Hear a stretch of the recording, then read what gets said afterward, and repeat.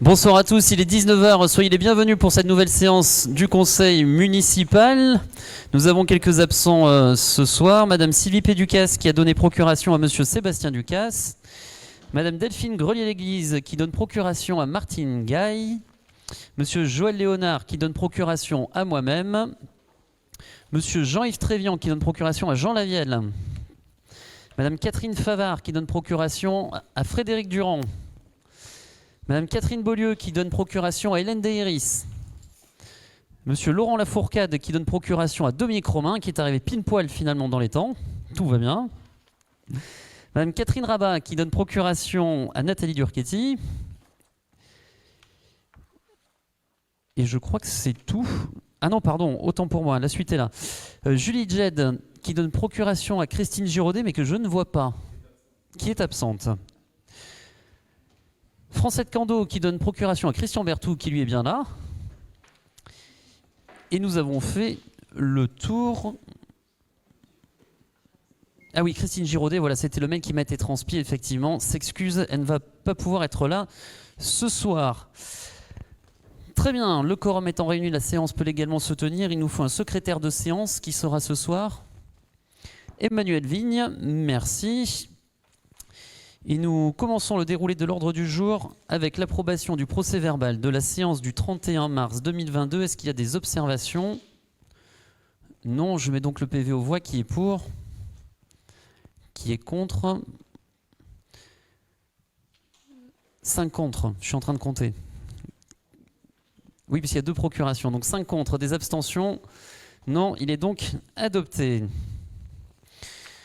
Le point numéro 1 appelle une motion. Nous n'avons pas souvent en séance du conseil municipal, nous ne sommes pas très friands non plus de ce type de motion, mais là ça nous paraissait important de pouvoir partager ce sujet avec le conseil municipal et puis avec l'ensemble de nos concitoyens également, et qui concerne un sujet en connexion avec la communauté d'agglomération, puisqu'il s'agit d'un sujet de transformation urbaine, plus particulièrement du centre-ville, mais pas que, et la demande d'intégration dans les dispositifs d'opération de revitalisation du territoire dit ORT et d'action cœur de ville dit ACV.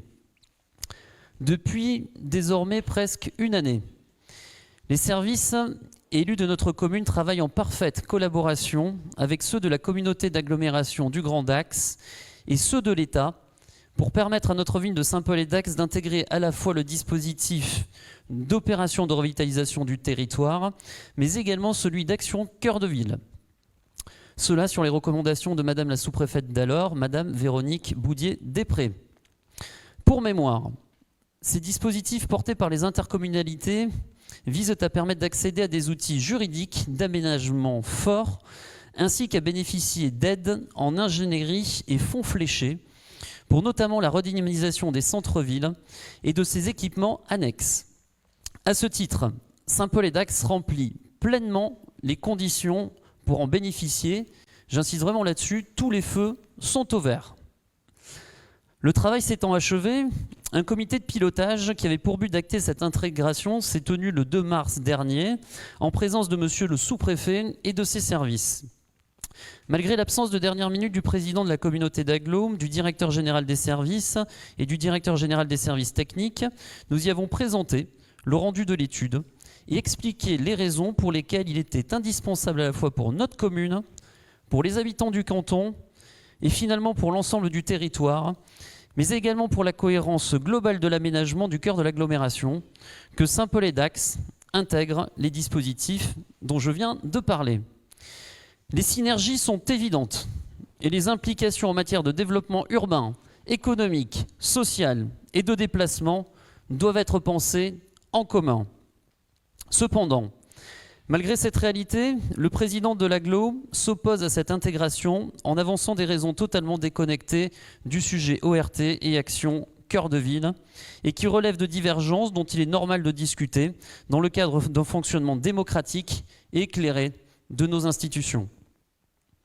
Pire, à l'heure où l'agglomération compte ses sous pour boucler son budget et active des leviers visant à ponctionner encore plus les attributions de compensation, à rogner sur les investissements de voirie ou encore à s'approprier les taxes d'aménagement des communes membres, elle s'offre le luxe de refuser à une commune le bénéfice de dispositifs mis en place par l'État et le gouvernement pour accompagner juridiquement et financièrement des études qui devront être portées en partie par cette même communauté d'agglomération, en particulier sur le logement et la circulation. Cette position de blocage est d'autant plus incompréhensible que rien ne s'oppose, ni techniquement, ni juridiquement, ni financièrement, à l'intégration de notre commune dans ces dispositifs. L'en privé n'a pas de sens et obligerait notre municipalité à devoir réaliser un projet en dehors de toute synergie avec la ville de Dax et la communauté d'agglo. Mais si c'est le seul chemin qui permette de doter notre commune d'un centre-ville redynamisé, entièrement transformé dans ses espaces, ses commerces, ses logements et la manière de s'y déplacer, alors nous sommes résolus à l'emprunter. Pour autant, à travers cette motion, ce soir, nous demandons au président de la communauté d'agglomération du Grand Dax, Julien Dubois, de permettre que cette intégration puisse se réaliser au-delà des discussions politiques qui nous animent sur d'autres sujets plus techniques, car il s'agit ici de donner l'opportunité unique à notre agglomération et à notre commune de pouvoir travailler ensemble et de bâtir un projet commun qui transformera pour les années à venir le cœur de notre agglomération, la vie de nos habitants, avec un rayonnement bien au-delà des seules communes de Dax et de Saint-Paul-et-Dax. C'est pourquoi, après en avoir débattu, il sera demandé à notre conseil municipal ce soir de voter en faveur de cette motion pour demander à ce que Monsieur le Président de la communauté d'agglomération du Grand Dax, Julien Dubois, n'utilise pas les outils institutionnels de l'intercommunalité pour empêcher l'accès de la ville de Saint-Paul-et-Dax au dispositif ORT et Action Cœur de Ville et valide avec le comité de pilotage l'intégration de Saint-Paul-et-Dax dans ces deux dispositifs et également souhaiter que cette intégration offre l'opportunité unique aux villes de Dax et de Saint-Paul-et-Dax de construire un projet en synergie, notamment sur les questions de commerce, de logement, de déplacement et de transport. Voilà pour la motion qui est proposée à notre conseil municipal ce soir. Est-ce qu'il y a des interventions? Bruno Dubroca. Bonsoir à toutes et à tous. Alors, vous nous présentez une motion pour influer sur la communauté d'agglomération pour intégrer ce dispositif d'ORT et d'ACV. Alors, au-delà des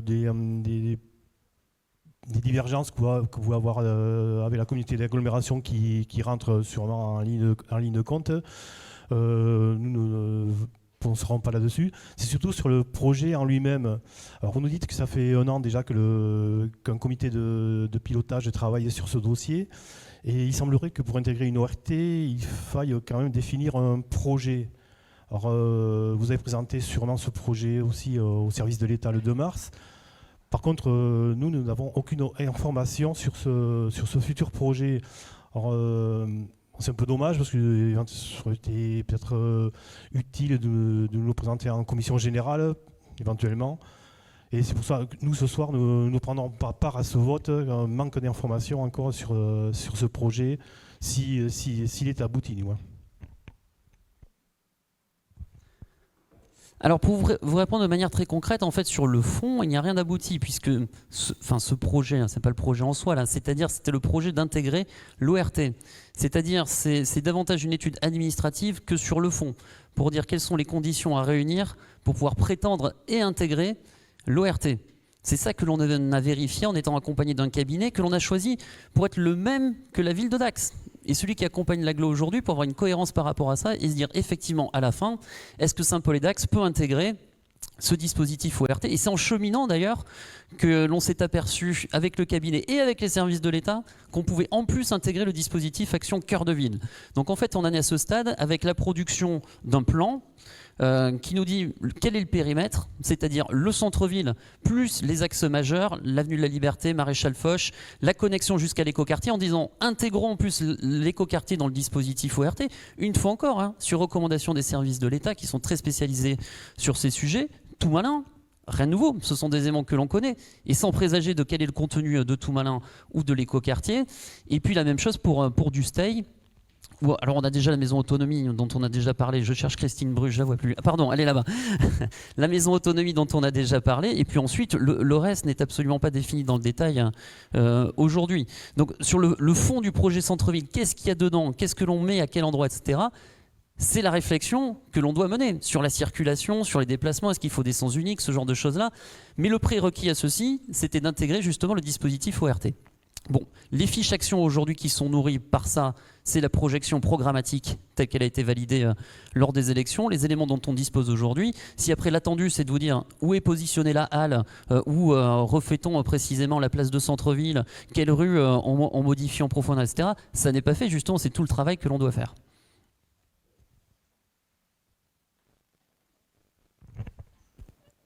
Christian Vertou ? Je me retrouve tout seul là, excusez-moi. Il y a aussi des défections, il y a aussi des malades, donc c'est ça aussi le problème de pouvoir assister ou pas à certaines réunions. Je rejoins un peu Monsieur Dubroca. C'est vrai que bon, si c'est des fiches d'action qui émanent de la programmation de début de campagne, ça serait quand même bien d'avoir un petit peu plus de suivi et surtout avoir un petit peu plus d'informations au niveau des groupes d'opposition. Après, moi, je m'inscris parfaitement dans le fait qu'il faut quand même bouger avec l'agglo et il faut quand même aussi que l'agglo soit solidaire des communes et pas que de Dax. Donc, on a aussi certains problèmes de voirie, tout ça qui se greffe dessus. Donc, à un moment donné, c'est bien de taper sur la table. Et je confirme qu'on est partant pour signer la motion au niveau de notre groupe. Et effectivement, une motion... alors je rappelle que vous avez tous les comptes rendus à disposition dans la Cabox si vous voulez. Sur ce sujet-là, on peut vous envoyer le dossier du comité de pilotage. On peut vous le transmettre, comme ça vous aurez l'intégralité des détails par rapport à ça. Il n'y a aucun problème, bien évidemment. C'est effectivement important pour une ville comme la nôtre, une fois encore, sur recommandation de Madame la sous-préfète, de pouvoir intégrer des dispositifs qui permettent de flécher en fait des dispositifs d'accompagnement, comme on le disait tout à l'heure, que ce soit de l'ingénierie, que ce soit des finances. Bon voilà, effectivement, il y a une incompréhension aujourd'hui, parce qu'on peut très bien avoir quelques points de divergence sur tel ou tel aspect au niveau de l'agglomération, mais aller faire un blocage comme celui-ci, sur des éléments structurants, qui, je rappelle, ne sont pas valables que pour les Saint-Paulois. Parce que quand on veut réfléchir à l'aménagement là devant le collège Jean Moulin, enfin, ça adresse tout le canton en fait, ça adresse tous les habitants, ou ne serait-ce que tout Malin, tous les habitants en plus de notre territoire bien évidemment, donc ça va bien au-delà de nos limites de Saint-Paul comme on le disait tout à l'heure. Est-ce qu'il y a d'autres interventions par rapport à cette motion ? Bon, et je rappelle qu'on ne vote pas effectivement sur un fonds de projet de centre-ville aujourd'hui, mais bien pour soutenir cette motion, pour qu'elle soit envoyée en fait à la communauté d'agglomération, pour essayer de débloquer cette situation qui nous paraît aujourd'hui baroque. Et c'est un faible mot vu de loin. S'il n'y a pas d'autres interventions, je mets donc la motion aux voix. Qui est pour ? Qui est contre? Pas d'abstention. Et donc le groupe L'Avenir Ensemble qui ne prend pas part au vote. Très bien, donc cette motion est adoptée et je vous en remercie car elle est importante et ces deux dispositifs sont ô combien importants pour notre collectivité. Nous passons au point 2 avec la création d'un comité social territorial, le CST, commun entre la commune de Saint-Paul-et-Dax et le CCAS. C'est une délibération que l'on a déjà vue en CCAS et c'est Christine Beyris qui vous la présente. Merci Monsieur le maire. Mesdames, Messieurs, bonsoir. Donc cette délibération numéro 2 concerne la création d'un comité social territorial, un CST, commun entre la commune de Saint-Paul-et-Dax et le CCAS, le Centre communal d'action sociale. Cette délibération vise à appliquer la réglementation issue de la loi de modernisation de la fonction publique du 6 août 2019 qui amène à la fusion des deux instances que sont le comité technique, le CT, le comité d'hygiène et de sécurité des conditions de travail, le CHSCT, en un comité social territorial. Cette réorganisation doit permettre de remédier à la difficulté d'articulation actuelle des compétences entre les CT et les CHSCT, en particulier en matière de réorganisation des services, d'accessibilité des services, de la qualité des services rendus, en matière aussi d'égalité professionnelle, de protection de la santé, de l'hygiène et de la sécurité des agents, en matière d'orientation stratégique sur les politiques de ressources humaines et en matière de choix des lignes directrices de gestion en matière de mutation, de mobilité, de promotion interne et d'avancement des agents pour ses principales missions. Donc ce comité social territorial, le CST, est l'instance par excellence du dialogue social au sein de la collectivité territoriale ou de l'établissement public. En décembre 2022, il remplacera le CT et le CHSCT à l'issue des prochaines élections professionnelles. Composé de représentants de la collectivité et du personnel en nombre égal, il est compétent pour l'ensemble des agents, quel que soit leur statut, et sur toutes les questions collectives intéressant donc l'organisation, le fonctionnement et la gestion des ressources humaines de la collectivité. L'article L.251-5 du Code général de la fonction publique prévoit qu'un comité social territorial est créé dans chaque collectivité ou établissement employant au moins 50 agents. En deçà de ce seuil, les collectivités territoriales et établissements publics relèvent du ressort du comité social territorial placé auprès du centre de gestion. Il peut être décidé par délibération concordante des organes délibérants d'une collectivité territoriale et d'un ou plusieurs établissements publics rattachés à cette collectivité de créer un comité social territorial compétent à l'égard des agents de la collectivité et de l'établissement ou des établissements, à condition que l'effectif global concerné soit au moins égal à 50 agents.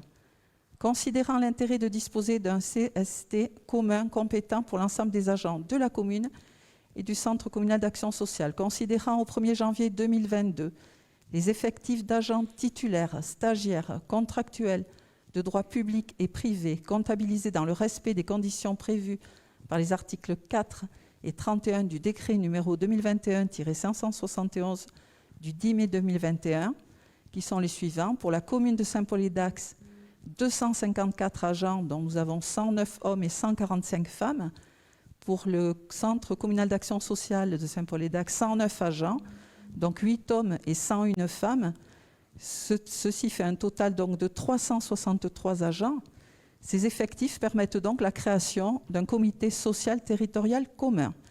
Il est donc proposé au conseil municipal de créer un CST commun compétent pour les agents de la commune de Saint-Paul-et-Dax et du CCAS.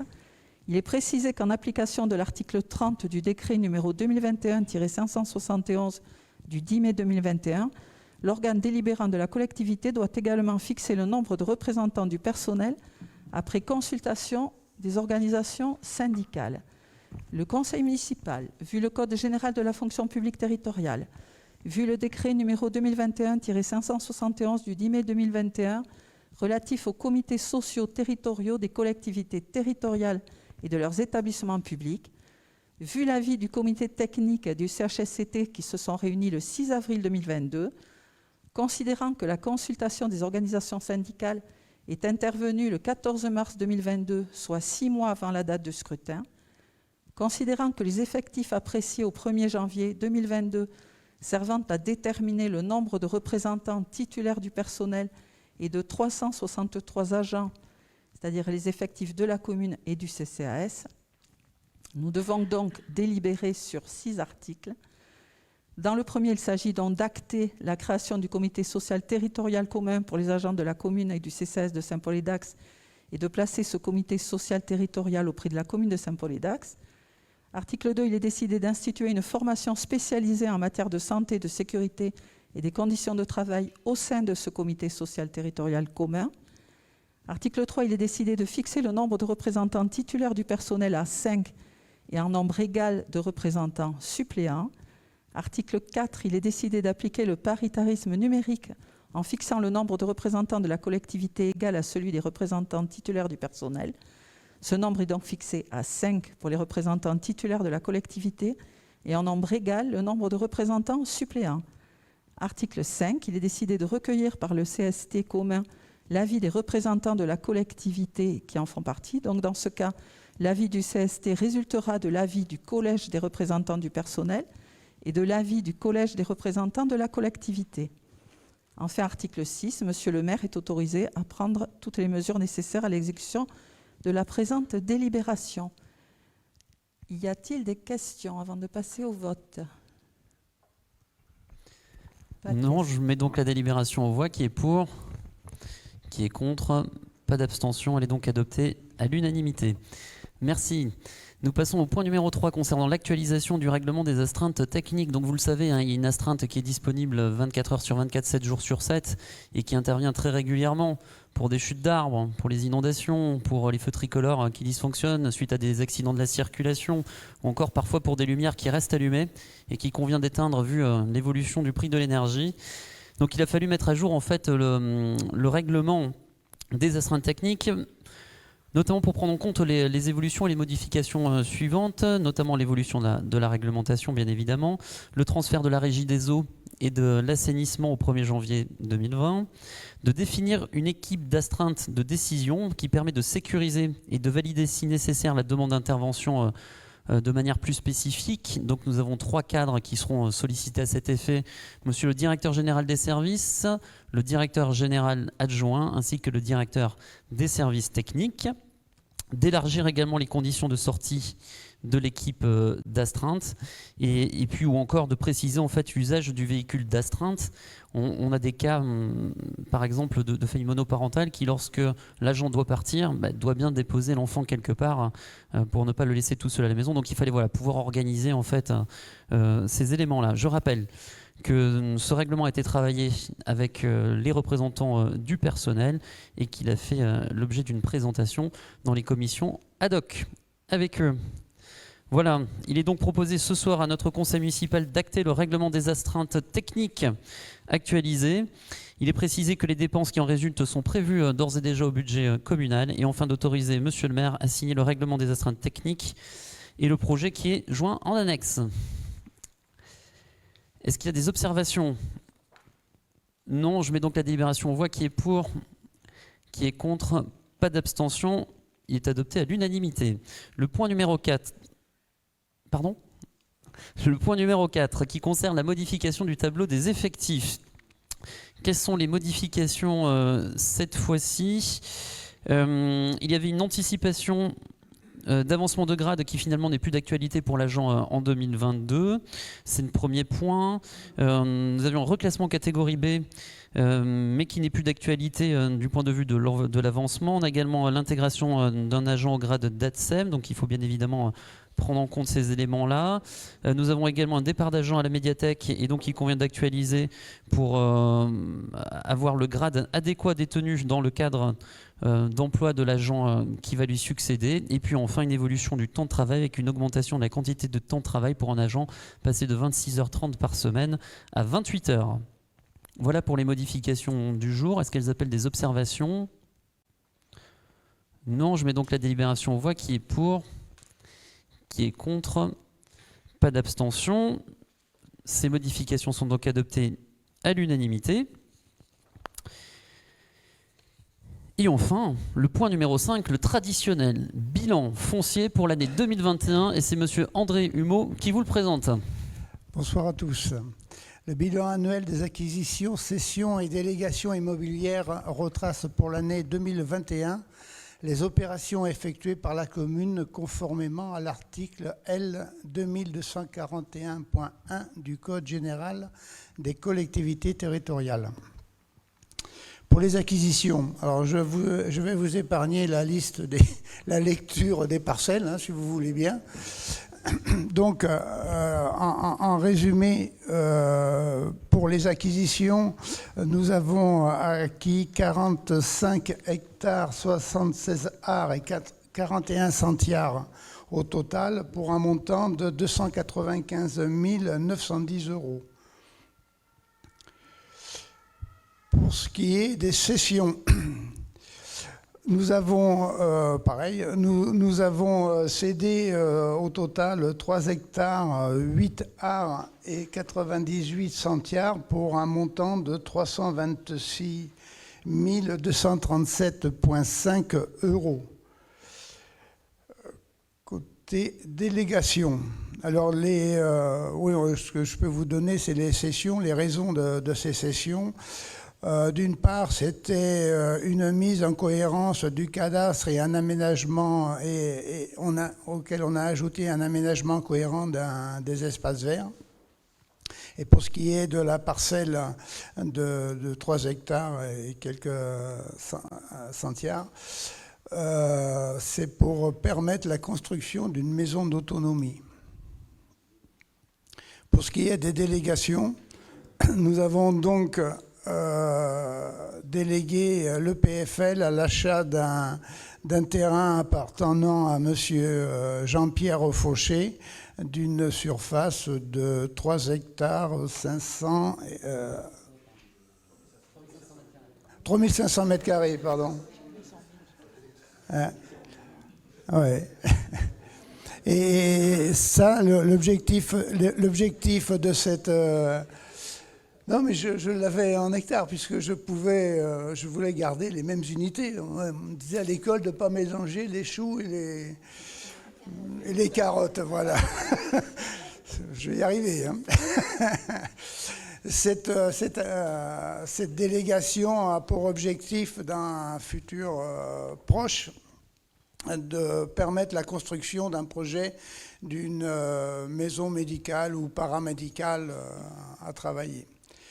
Donc, dans ce cadre, il est proposé au conseil municipal de prendre acte du bilan 2021 des acquisitions, des cessions et délégations ci-dessus présentées. Y a-t-il des questions ? Non, mais peut-être une observation complémentaire, parce qu'effectivement, le produit de la vente du terrain qui a été cédé pour faire la résidence autonomie, nous souhaitions le réinjecter sur le terrain à l'angle de l'allée du Liette et de la route d'Angoide. Et nous remercions à nouveau monsieur et madame Fauché de nous avoir permis d'acquérir ce terrain-là, qui, conformément aux recommandations du groupe de travail sur la pénurie médicale, aura une destination plutôt médicale. Et là, le projet reste à définir et à construire sous l'égide de Christine Beyeris, André Humeau et leurs commissions respectives. Merci pour cette présentation. Il est donc proposé de prendre acte. Donc je mets donc aux voix. Qui est pour ? Qui est contre ? Pas d'abstention. Adopté à l'unanimité, je vous remercie. Est-ce que la délégation de pouvoir appelle des observations ? Non, nous en avons donc terminé avec l'ordre du jour. Une séance du conseil municipal rapide ce soir. Merci à tous. Passez une bonne soirée. À bientôt.